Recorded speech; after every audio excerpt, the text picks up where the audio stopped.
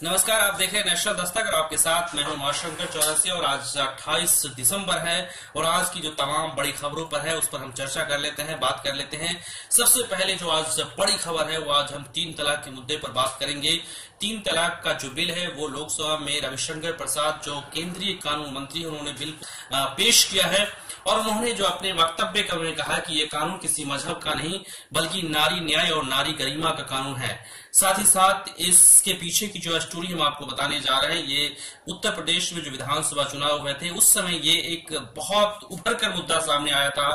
निश्चित तौर पर जो यूपी का जो चुनाव था उसमें मुस्लिम वोट बैंक को लेकर भी बहुत राजनीति हुई थी और कहीं न कहीं जो विपक्षी पार्टियों के जो तमाम नेता थे वो इस बीजेपी को वोट बैंक से जोड़कर देखा गया था 3 तलाक को लेकर। लेकिन दूसरी तरफ जो बात है कि 3 तलाक के कानून बन जाने से मुस्लिम महिलाओं को न्याय तो जरूर मिलेगा और साथ ही साथ जो दकियानूसी जो कानून है एक तरह से जो लंबे समय से चला आ रहा है वो खत्म होगा जैसे ये कानून का शक्ल ले लेगा। तो इसमें निश्चित तौर पर जो मुस्लिम महिला है उसकी जो जिंदगी जो खराब हो जाती है, 3 बार जो तलाक बोल दिया जाता है वो तलाक अब खत्म हो जाएगा और कहीं न कहीं इसमें जेल जाने का भी प्रावधान है। 3 साल की जेल की सजा हो सकती है अगर 3 तलाक दिया जाता है तो निश्चित तौर पर इसको पक्ष और विपक्ष दोनों तरफ से इस बिल में सरकार तो निश्चित तौर पर ये बिल तो पेश कर ही रही है, लेकिन इस बिल के विरोध में भी कुछ पार्टियां हैं जैसे असदुद्दीन ओवैसी बीजेडी जो है उन्होंने भी इस बिल का कड़ा रुख अपनाया है और उन्होंने कहीं न कहीं बीजेपी की मंशा पर केंद्र सरकार की जो मंशा है मुस्लिम वोट बैंक में सेंध लगाने की उसको लेकर उन्होंने इसका विरोध किया है। हालांकि लोकसभा में जो मेजोरिटी है वो बीजेपी के पक्ष में है, इसमें कोई दिक्कत नहीं है, विरोध होता रहता है। लोकतंत्र में यही तो है जो विरोध हो किसी भी कानून का, लेकिन जो सवाल है उसको लेकर जो मेन मुद्दा है जो जिस कानून से समाज में एक विचार जाना चाहिए, एक कानून का शक्ल होना चाहिए जिससे समाज में कि सभी को बराबरी का हक मिले, किसी के साथ अन्याय नहीं हो, अगर वो कानून अगर संसद में लाया जाता है तो निश्चित तौर पर सभी पार्टियों के नेता को इस पर समर्थन देने की जरूरत है और समर्थन से ही ये कानून बनेगा और ये लोकसभा में पास हुआ, इसके बाद राज्यसभा में पास हो जाएगा, उसके बाद ये राष्ट्रपति के पास ये बिल भेजा जाएगा, उसके बाद कानून का शक्ल ले लेगा। इसके बाद जाधव जो 2 साल से जासूसी के आरोप में पाकिस्तान की जेल में बंद है, उनसे उनकी जो मां और पत्नी है पाकिस्तान में जाकर मुलाकात की थी, लेकिन जो पाकिस्तान की जो सरकार है और पाकिस्तानी मीडिया है उसका दोस्ताना व्यवहार नहीं था। इसको लेकर भारत ने अपनी कड़ी आपत्ति दर्ज करवाई है और साथ ही साथ ये कहा कि पाकिस्तान ने जो ये मानवता के आधार पर जो एक नौटंकी की है वो शब्दों में बयान नहीं किया जा सकता है, उसे ये इसको लेकर विवाद बढ़ गया है। संसद में विदेश मंत्री सुषमा स्वराज ने इस जाधव के मुद्दे पर उन्होंने बात की और उन्होंने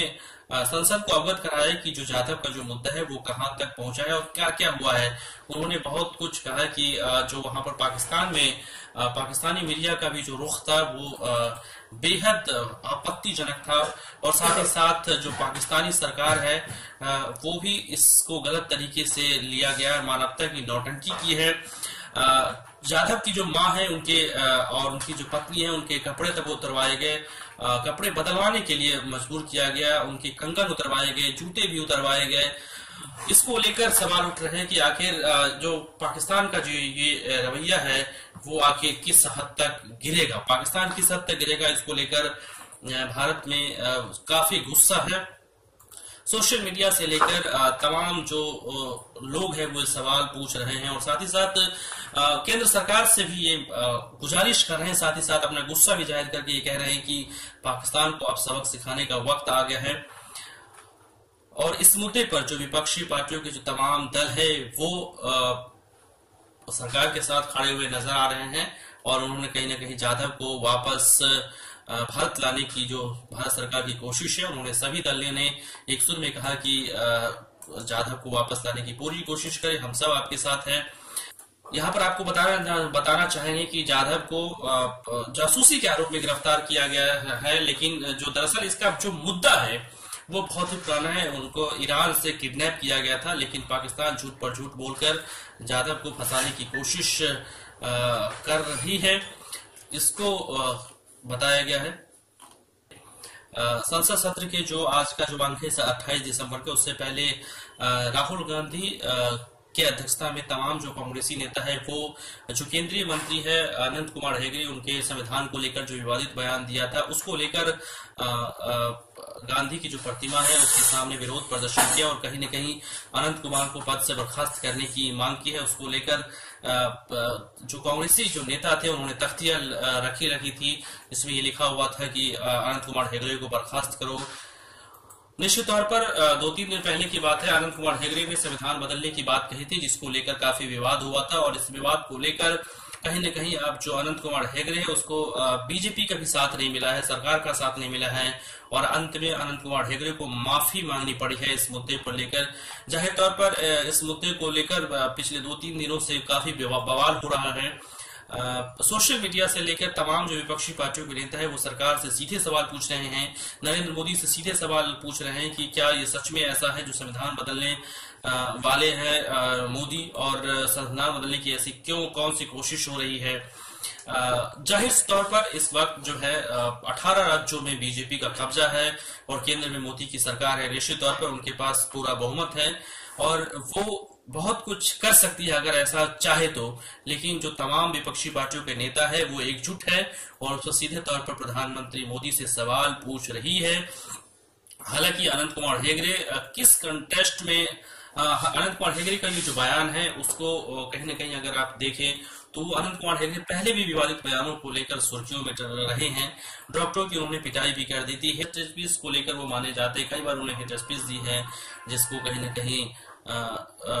एक मुद्दा बनता है जब वो बोलते हैं, तो निश्चित तौर पर इस बात को लेकर बवाल हो गए हैं। इससे पहले जब गुजरात चुनाव की हम बात करें तो गुजरात चुनाव में प्रधानमंत्री नरेंद्र मोदी ने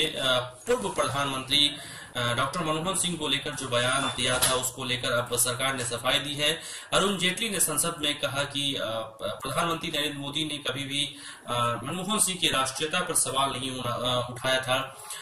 तो इसको लेकर राहुल गांधी ने एक ट्वीट किया और उन्होंने कहा कि नरेंद्र मोदी जो बात करते हैं उसमें सच्चाई नहीं होती है और वो सिर्फ चुनावी जुमले के तौर पर चुनाव जीतने के लिए वो बात बोले थे और कहीं न कहीं आज देश के सामने ये सच साबित हो गया। और उन्होंने शुक्रिया भी अदा किया है सरकार का कि उन्होंने देश के सामने सच बताया है और इसके लिए उन्होंने चुनावी जुमला बताकर उन्होंने कहा कि देश के सामने सरकार की सफाई यानी कि देश को सच्ची बात बताई है, लेकिन कुछ देर से बताई है। बाकी खबरों के लिए देखते रहिए नेशनल दस्तक।